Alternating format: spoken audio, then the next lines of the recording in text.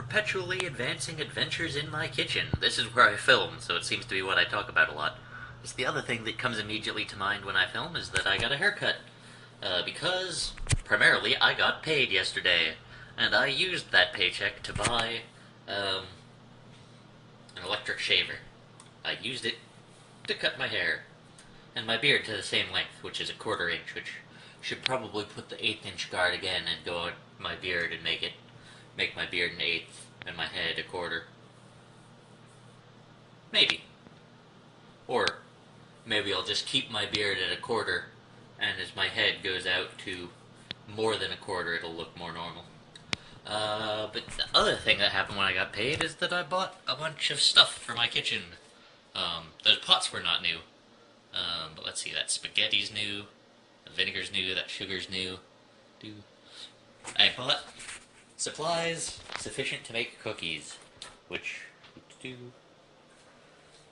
when I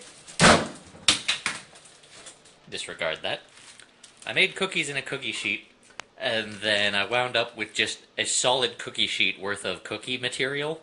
It was just a cookie pizza, and then I was like, this is not really a bad thing in any way. I'm totally okay with this. But then I had to chunk it up a bit to put it in a bag so that it would not be exposed to air, so that it would store longer. Because I will probably not be eating them over the weekend. Because I might not even be in Cincinnati.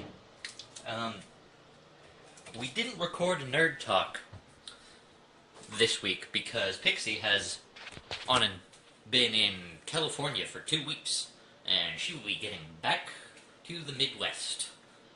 So I'll be hanging out with her, and maybe we'll record a podcast or something at some point. And also, I was thinking at some point that my kitchen was super small.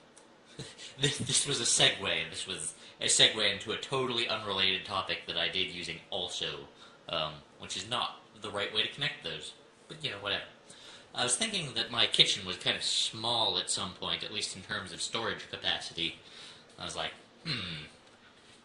I have not yet filled up all these cabinets, but I could foresee filling up all these cabinets at the pace I was going. Then I realized there's all this space up above my cabinets. So I basically emptied my cabinets and put all my stuff up top. You can see it all, which I feel both is kind of aesthetically pleasing. It's like, this is an active kitchen with somebody who cares about food in it. Especially with, like, the real raw materials, like it's a frickin' bag of beans and a bag of rice, loaf of bread, and a sack of potatoes. That one's not as obvious to somebody who didn't know what it was, but it's a sack of potatoes. That's like, this is a kitchen that's used for cooking. And now my cabinets are all completely empty. I'm not sure what I will fill them up with. It would be kind of silly to leave them completely empty, but I have the capacity to store a lot of stuff in this kitchen now that I've realized that. When I had my bedroom at my parents' house, I had industrial shelving because I thought that it was nicer to be able to see all of the stuff you have stored rather than have all of it hidden away. Because that way, if you want to get at it, you can, because you know where it is, because you can see it. Which seems like a fairly reasonable just design principle to me, but it doesn't seem to be one that's largely embraced by human architecture. Mostly cabinets are designed to make it so that you can't see what's inside them unless you open the cabinet. I also have this jar that I was using for tea. It fits well in this spot. I want to put something in it and keep it in this spot, but I don't know what should go in it. I've stopped using it for tea mostly because I've realized that my electric kettle can boil a single serving of water so quickly that if I want some tea, I can just have some tea in a minute. Just brand new, freshly brewed tea. So there's no reason to brew a large quantity of tea and then go through it.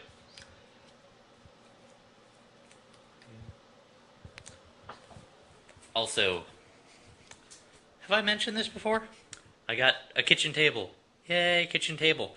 Oh, and I was paying my electric bill, and I have been upset for a while that these are incandescent bulbs, all of the light bulbs in my house. Also, and this may prove to be a problem with respect to the thing that I'm about to tell you, but they have like super tiny bases. I think they're candelabra bases is the name of them, but they're super small and not the standard light bulb base. But I was paying my electric bill, and it's the first one I've paid at this location. And I signed up to their website, and then their website was like, hey, would you like us to send you 15 CFLs for free? And I was like, yes, I do want that, because I was on the verge of going out and buying some CFLs just with my own money. If you will send them to me for free, that's even better. So, I was just kind of super surprised that happened out of the blue. It was like, I have this problem.